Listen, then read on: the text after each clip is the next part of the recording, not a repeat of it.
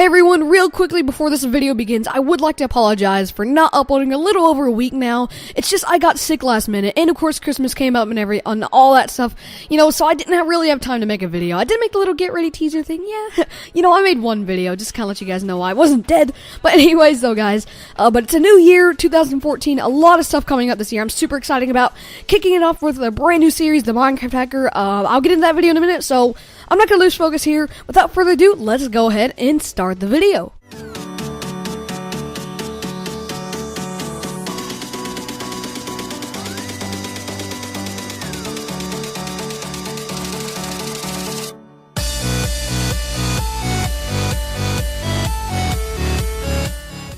Hey, what's up, Adventures? This is Farming Center, and welcome back to another Minecraft video. And today is episode 1 of The Minecraft Hacker.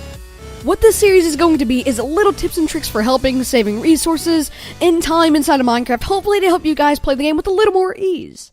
Now, as you can see from the title, this episode I'm going to be talking about PvP tips and tricks to hopefully help you guys get a little bit better at PvP skill.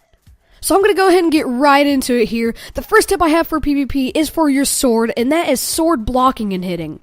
What that is if you right click with your mouse while you're holding your sword and hitting somebody, it'll actually reduce a little damage, so that way it'll help you when they're hitting you. If you block, you won't take as much damage, so that way when you're hitting them, you won't die as easy, and it just makes it much easier to kill them.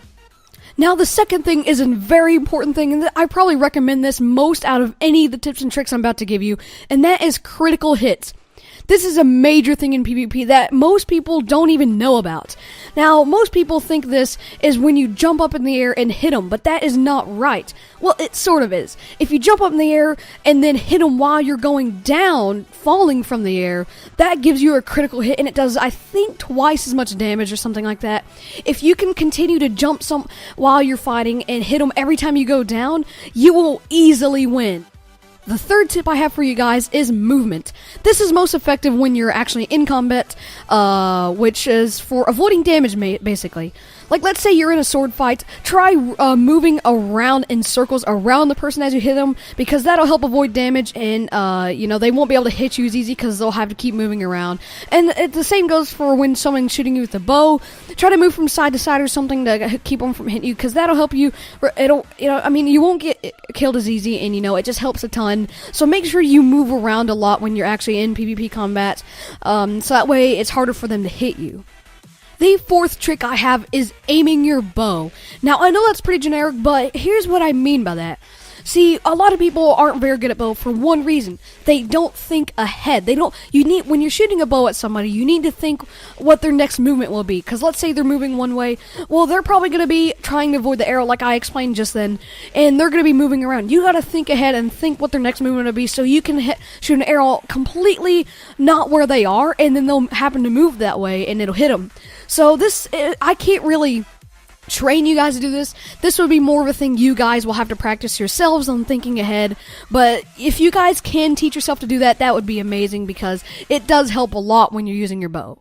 Now for the fifth trick, this one doesn't really have to do as much with combat as it does just saving time or resource or whatever, and that is the fishing rod trick. When you use your fishing rod, when you right click it, if you do use a fishing rod, instead of wasting your fishing rod just kind of moving, hitting it and stuff, the way to save it is if you right click and then quickly use your mouse wheel or whatever to switch to another hotbar item, as shown on the video you'll see here, then it won't take any damage and you can just endlessly use it. This doesn't really have to do with combat, but I thought you guys would be interested to know, just in case, I guess.